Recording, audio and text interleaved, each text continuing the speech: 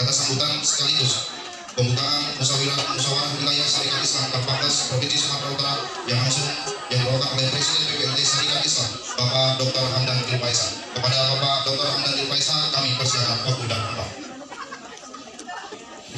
Assalamualaikum warahmatullahi wabarakatuh. Alhamdulillah, alhamdulillahirabbil alamin, nahmaduhu wa nasta'inuhu wa nastaghfiruh wa na'udzu billahi min shururi anfusina wa min sayyi'ati a'malina. Wa may yahdihillahu fala mudilla lahu wa may yudlilhu fala hadiya lahu. Asyhadu an la ilaha illallah wa asyhadu anna Muhammadan abduhu wa rasuluh. Allahumma shalli ala sayyidina Muhammad wa ala alihi wa sahbihi wa man tabi'ahum bi ihsan ila yaumil Rabbi shrah li sadri wa yassir li amri wahlul 'uqdatam min lisani wa yafqahu qawli. Hadirin hadirat yang saya muliakan, terkhusus Pak Wakil Gubernur Sumatera Utara, Pak Haji Musa Bajiksa, Ketua Pimpinan Wilayah Syarikat Islam Provinsi Sumatera Utara, yang mewakili Kapolda Sumatera Utara, Ketua Dewan Wilayah Syarikat Islam Sumatera Utara, para undangan yang hadir pada sini, para ustaz, kiai, seperti dan ini ada dari DPP Syarikat Islam yang bersama saya, Pak PM Nurhadi, Wakil Ketua Dewan Pusat Syarikat Islam, dan ada Pak Agustian, Wakil Sekretaris Jenderal Pimpinan Pusat Syarikat Islam, segenap anggota Pimpinan Wilayah Syarikat Islam Sumatera Utara, Dewan Pimpinan Cabang Syarikat Islam Kabupaten dan Kota Sumatera Utara, para hadirin, ketua dan para anggota Serikat Pemuda Muslim Indonesia, ketua dan para anggota Pemuda Muslim Indonesia, rekan tani Syarikat Islam Federasi, wanita Syarikat Islam, dan seluruh kader simpatisan Syarikat Islam hadirin semua yang saya hormati. Syukur alhamdulillah pada pagi yang sejuk ini kita diberi kesempatan kita hadir dalam rangka pembukaan musyawarah wilayah 14 Syarikat Islam Sumatera Utara. Suatu kesempatan yang baik, yang sangat luar biasa. Selama kepemimpinan saya, ini musyawarah wilayah yang cukup ramai. Pada periode yang lalu kita tidak mengadakan musyawarah wilayah, tapi dengan musyawarah pimpinan kita mengangkat ketua Syarikat Islam terlebih dahulu. Dan sekarang ini dengan upaya-upaya yang dilakukan oleh Saudara Anda Cipta membentuk 23 pimpinan cabang Kabupaten dan Kota Sumatera Utara dan menjadi peserta musyawarah wilayah yang dalam rangka upaya yang patut kita apresiasi. Dan selamat, ini adalah suatu perkembangan yang sangat membanggakan Syarikat Islam di Sumatera Utara. Memang saudara dan Pak Wakil Gubernur yang saya hormati, walaupun sesi ini termasuk sesi yang paling senior di tanah air, alias 1905, justru yang membidani lahir banyak organisasi Islam yang lain di seluruh Indonesia. Muhammadiyah juga semula adalah secara organisasi yang anggota Syarikat Islam, termasuk pendiri Muhammadiyah Kiai Mandalang juga adalah pengurus Syarikat Islam, pendiri dan ulama Kiai Haji Wahab Rasulullah adalah juga pengurus Syarikat Islam, ketua Syarikat Islam cabang Mekah atau 1918 yang kemudian balik Indonesia menjadi aktivis Syarikat Islam, dan 1996 meminta izin kepada Coba Bidot atas saran Al-Hashim untuk mendirikan Nahdlatul Ulama. Begitu juga banyak ormas-ormas yang lain di Indonesia, termasuk Persatuan Umat yang lain di Majalengka, Sukabumi, dan juga atau Tangerang lahir dari tokoh-tokoh Syarikat Islam. Dan itu juga tokoh-tokoh pendiri bangsa yang lahir dari Syarikat Islam, baik tokoh kiri, tokoh tengah, tokoh kanan, yang luar biasa. Mereka ini Syarikat Islam yang menjadi komunitas praktik untuk menasihkan itu mereka yang ada dan belajar dengan sama-sama atau Sugido, dan itu bersama-sama Adini dari situ, Adi Salam dari situ, dan ternyata yang eksis ini jalan secara terus setelah Soekarno sebagai kali Syarikat Islam yang sampai dan mengucapkan proklamasi kemerdekaan. Saudara, karena Karena itu syarikat Islam organisasi yang terus akan selalu berada di tengah-tengah. Tapi pengaruh kanan, pengaruh kiri tetap ada di sana. Arahkan kerakyatan dan kekuatan sebagai pergerakan Islam tetap tumbuh dan kembang. Tapi terus kita arahkan sebagai potensi dan kekuatan bangsa yang selalu berada di tengah. Umat Rasulullah. Saudara, lahirnya syarikat Islam di latar belakang oleh suasana kondisi sosial ekonomi pada saat itu, di mana posisi umat Islam berada di strata paling bawah dari strata sosial, ekonomi dan kekuasaan yang ada. Strata kekuasaan tentu kita tidak dimiliki karena di bawah naungan penjajah Belanda. Strata ekonomi kita di bawah kaum Jepang, tim asing dan tim Hua, dan kita berada di strata paling rendah yang disebut dengan Indonesia tahun 2000. Ya secara ekonomi, secara kekuasaan, secara sosial berada pada strata yang paling rendah. Oleh karena itu, timbullah satu kesadaran nasional yang diikuti oleh Pak Haji. Mereka belajar juga bahwa Indonesia memiliki kesadaran yang berubah bahwa persoalan dasar bangsa yang berjajah adalah persoalan ekonomi, persoalan pemahaman agama, kebodohan dan kebanggaan sebagai sebuah bangsa. Dan kita berpecah di kalangan. Oleh karena itu sekalian, untuk memperbaiki keadaan ekonomi itu adalah apa yang disebut dengan syarikat dagang Islam yang tujuannya adalah membantu ekonomi rakyat Indah, kemudian membangun kecerdasan dan pendidikan dan memperkuat dan menyebarkan ajaran agama Islam. Sederhana sekali. Dan itulah cikal bakal lahir pergerakan nasional dan mempergunakan Islam sebagai kekuatan alat pemersatu. Karena pada saat itu kita terpecah-pecah oleh Belanda dan pemersatu dari Sabang sampai Merauke adalah Islam. Karena asas pertama dalam program asas Syarikat Islam adalah persatuan umat. Karena menurut contoh dengan persatuan umat maka akan melahirkan sebuah kekuatan. Maka dengan kekuatan itulah kita akan mencapai apa yang disebut dengan national freedom, yaitu kemerdekaan nasional. Jadi membangun kekuatan dengan dasar kesamaan agama, kesamaan Islam untuk membangun kekuatan nasional untuk mencapai kemerdekaan Indonesia. Jadi landasan nasionalisme yang pertama dari Indonesia adalah berdasarkan kesamaan agama. Baru tumbuh kemudian persamaan karena budaya, kedaerahan, kemudian nasionalisme yang kebangsaan, itulah yang tumbuh sosial. Oleh karena itu sekarang Islam dan nasionalisme tidak bisa karena tumbuh secara berbeda. Itu sejarah bangsa kita. Indonesia berbeda dari sejarah bangsa-bangsa yang lain. Itu menjadi suatu gerakan yang mahadahsyat yang luar biasa yang dicatat dalam sejarah atau sejarah mencapai 2.500.000 yang tercatat sejarah. Ini kekuatan dasar yang luar biasa. Saudara, mengapa pada saat itu saya bisa menjadi kekuatan dan menjadi makhluk anak-anak muda untuk menabung bersama-sama. Jadi kekuatan yang sangat memanfaatkan dengan unik. Bagi saya, setelah saya belajar sejarah nasional kita, sejarah bangsa kita, sejarah organisasi ini, ternyata pilihan strategi dan gerakan itu menjadi sangat penting. Pilihan strategi dan gerakan untuk mengatasi problem pada saat itu telah menjadi jawaban dalam gerakan sebuah organisasi. Terus sekarang apa pilihannya? Pilihannya adalah memang problem umat dan bangsa pada saat itu adalah problem ekonomi, problem kebodohan, karena itu harus cerdas, problem pemecahan, karena itu harus cerdas. Jadi dengan kita buat pemecahan masalah yang dirusak oleh para orang tua kita, para kaum pada saat ini dan mengatasi problem itu diberikan jawaban yang sama. Karena itu kalau kita membaca sekalian, memang tujuan umum Syarikat Islam itu adalah melaksanakan Islam seluruh-luruhnya dan seluas-luasnya untuk mencapai muslim yang sejati. Dan bagi Syarikat Islam dengan muslim sejati maka dia akan membangun sebuah peradaban yang unggul, peradaban yang akan menjadi contoh bagi peradaban yang lainnya.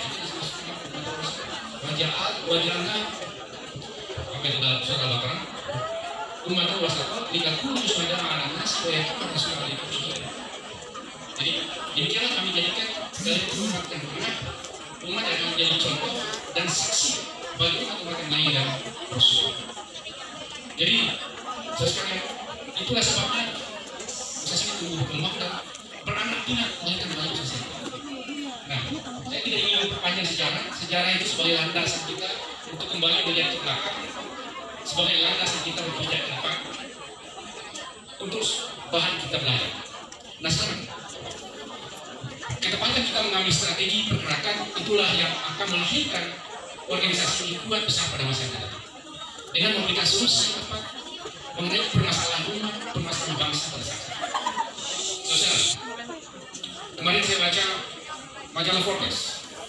Di majalah Forbes itu 10 orang terkaya di Indonesia yang saya lihat satu persatu hanya satu dari orang Islam, dari 10 orang terkaya, dan ini juga sampai 50 hanya orang Islam, padahal kita jumlahnya 85%. Kemudian implikasinya luar biasa. Jadi kita pun pada kondisi sekarang ini dari struktur sosial dan ekonomi masih struktur yang menengah dan bawah. Struktur atasnya masih dikuasai oleh sekelompok kecil orang yang bukan dari kalangan umat. Implikasinya banyak sekali. Implikasi sosial, implikasi politik, implikasi ekonomi, implikasi kesehatan dan sosial. Karena dengan mereka serata ekonomi yang tinggi, dengan mudah menyekolahkan anaknya di mana-mana, mendapatkan pendidikan yang baik, dan bagi Indonesia itu menjadi orang hebat. Dan kita mendapatkan pendidikan yang setengah. Mereka menguasai perusahaan-perusahaan besar, karena mereka mendapatkan pendidikan yang baik. Nah kita tidak bisa. Oleh karena itu saya bersyukur sendiri dari kita.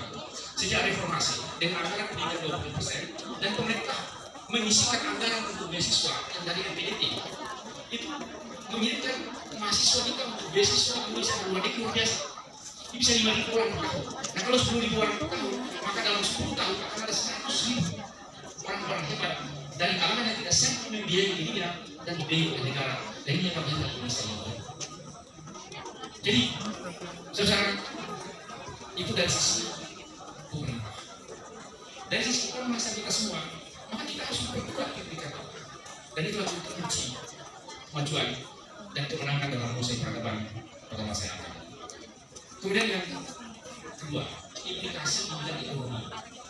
Dan ini berimplikasi dalam politik. Politik kita pada saat sekarang ini politik yang lumayan cukup bebas, dan hanya kita sanggup memenangkan persaingan politik itu dengan kemampuan modal dan keuangan. Tanpa kemampuan modal dan keuangan, menjadi sangat kecil kemungkinan kita untuk memenangkan pertarungan dalam persaingan politik, terutama dalam bukan tidak bisa, tapi memiliki peluang yang tidak besar dibanding memiliki ekonomi yang inilah permasalahan umat. Kita menghadapi persoalan. Karena itu, sekalian, bagi umat Islam biasanya kekuatannya adalah kekuatan mayoritas besar. Maka untuk mengubah kebijakan yang mungkin memberikan, dilakukan dengan demo besar-besar. 2 juta orang di Monas kira-kira. Upaya-upaya untuk mengambil kebijakan agar tidak kita.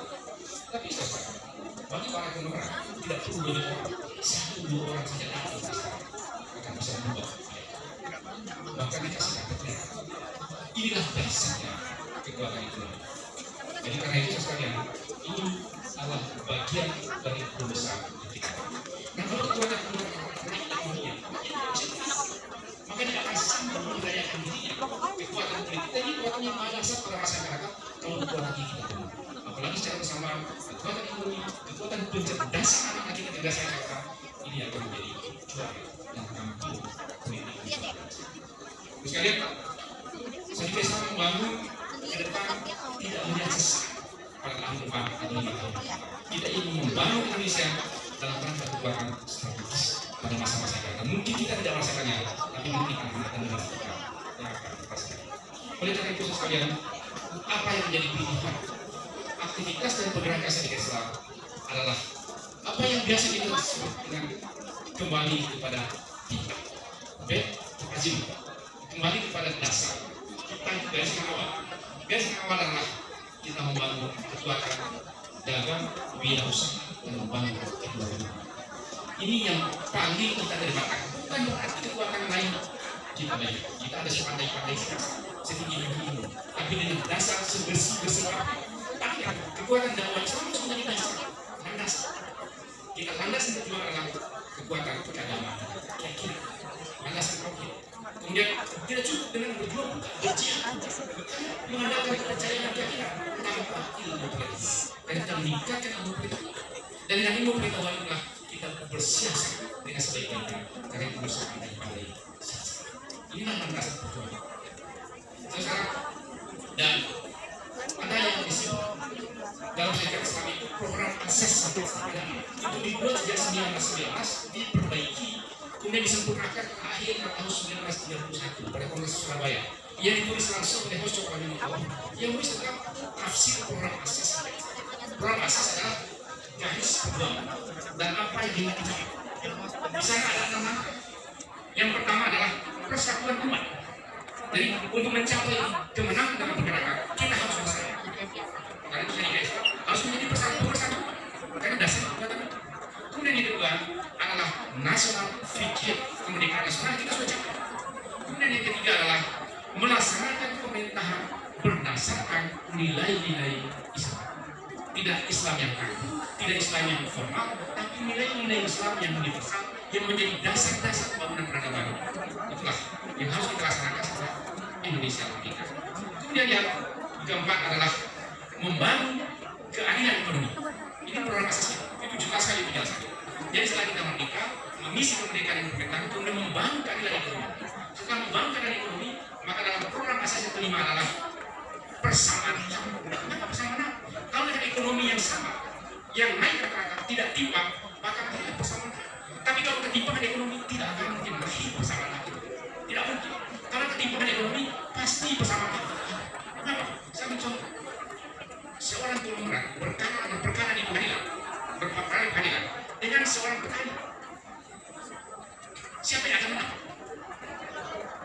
Yang akan menang rata-rata dalam pengalaman saya sebagai pengacara, yaitu konglomerat.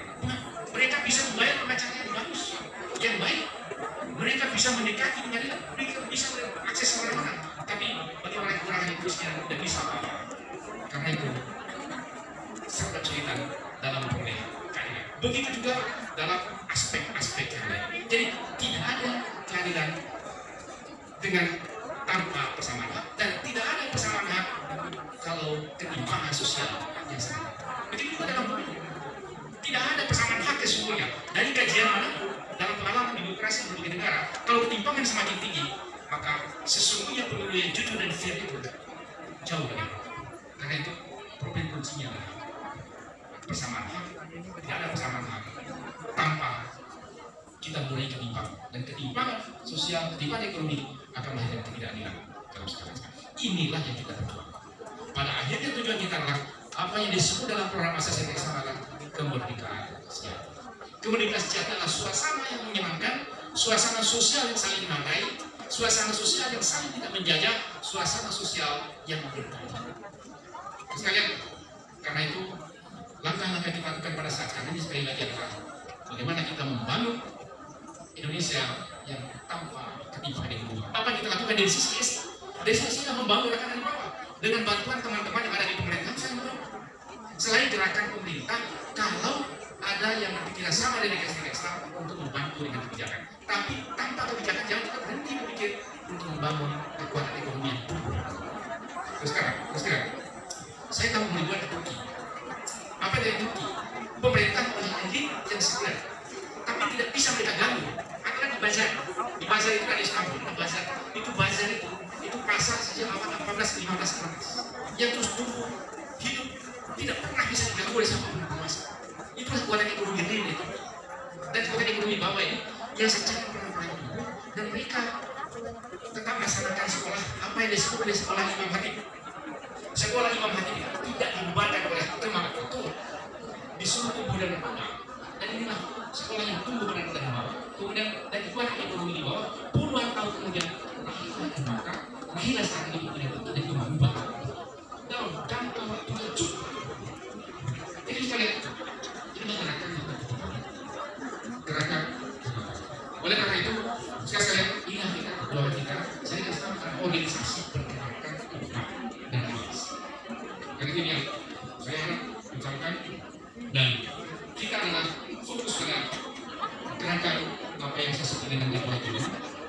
meninggalkan dakwah yang lain, dan dakwah yang kami adalah bagian dakwah yang belum tersentuh oleh masyarakat. Kalau Muhammadiyah adalah di bidang pendidikan sosial menjadi kekuatannya, dan Nahdlatul Ulama kekuatannya adalah di bidang dakwah keumatan, ibadah dan sosial. Kalau persis di bidang dakwah, fikih, pendidikan, awasiyah, pendidikan dan sosial dan seterusnya, dan kita ingin mengambil sesuatu yang spesifik, kita tinggalkan dakwah di bidang itu. Ini saja yang bisa memberikan pesan-pesan itu tokoh-tokoh yang bangsa, yang punya pemahaman bisnis, punya yang bangsa, yang punya perusahaan-perusahaan transportasi orang-orang dan di sini dan dulu kita memiliki bahasa sejarah karena pada masa lalu syarikat Islam orang-orang syarikat Islam. Kalau saya kembali rapati lasih Sulawesi Tengah, ada budak-budak kopra yang sangat luar biasa peninggalan koperasi syarikat Islam. Dan kalau saya menunjukkan ada namanya jalan kuda, perusahaannya jalan kuda yang ada koperasi syarikat Islam. Dan ini punya sebagai peringatan bagi kita yang harus bangun kembali. Saudara, kita mau bicara bersama-sama, tidak saya isi, karena itu sejak 5 tahun terakhir terus saya kembangkan organisasi seperti saya yang disebut Serikat Mahasiswa Indonesia. Saya kira Sumatera Utara belum lama kita hidupkan di Aceh dan seluruh Indonesia.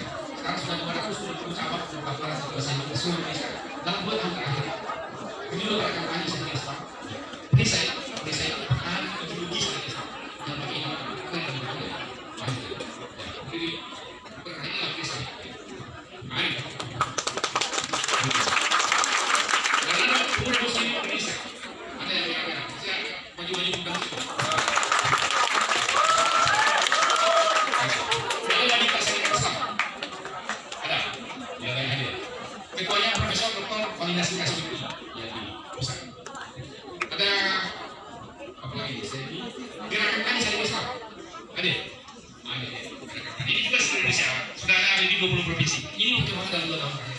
Insya Allah sekalian, saya sudah melihat kehadiran pada musyawarah wilayah kali ini, dan saya yakin insya Allah semua akan menjadi basis kemenangan dan keberhasilan. Selamat, saudara hebat, selamat teman-teman Sumatera Utara, dan terima kasih kepada Bapak Gubernur pemerintah daerah Sumatera Utara membantu saya Islam dan bekerja bersama-sama dengan pemerintah daerah baik di provinsi, kabupaten, kota masing-masing, karena saya gerakan kita sama yang kita. Bagi Serikat Islam, 2 orang yang lulusan dasar sejarah, maka 3 orang. Ada di sana Dalu Salim, dan ada juga Adi Kusno, Cokro Yusuf, adiknya Cokro Binoto, dan ada juga sekarang. Bagi Serikat Islam, dasar negara kita adalah sudah final, kita isi negara yang berdasarkan Pancasila dengan nilai-nilai Islam yang maju.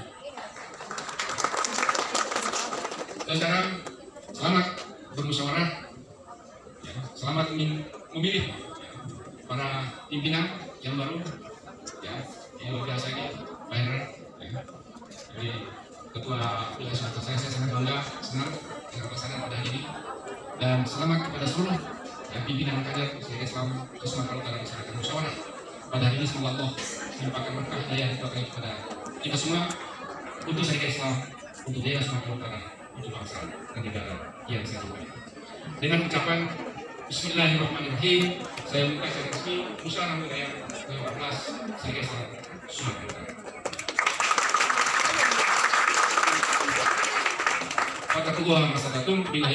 Wassalamualaikum warahmatullahi wabarakatuh.